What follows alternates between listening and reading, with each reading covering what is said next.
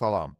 Sinəyə dəyən zərbə ilə ürəyi dayandırmaq üçün nə qədər enerji lazımdır?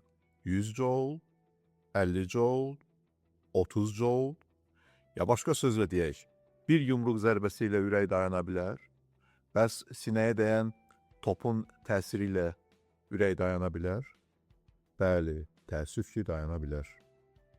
Bu nadir rast gəlinən, lakin həyati təhlükəli vəziyyət olan commotio cordis, başqa sözlə ürəyin silkələnməsi adlandırılan hal, ürək impulslarının yaranması zamanı T dalğasında çox kiçik bir zaman fasiləsində 0,2 0,4 saniyə aralığında həddən artıq həssas bir dövrün olması ilə əlaqədardır.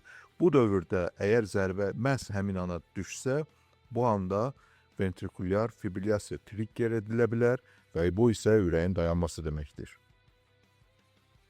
ABŞ-da hər il 10-20 hal əvvəllər sağlam olmuş şəxslərdə qeyd edilir. Bunların 95% kişilərdir və orta yaş 15 olmaqla daha çox yeniyetmələrdir. Əksər hallar idman yarışları, davalar və ya təsadüfi hadisələr zamanı qeyd edilir.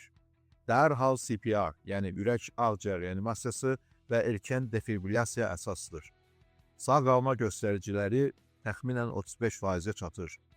Xüsusilə idman komandalarında bundan məlumatlı olmaq və cəld cavab gənc idmançıların həyatını xilas edə bilər.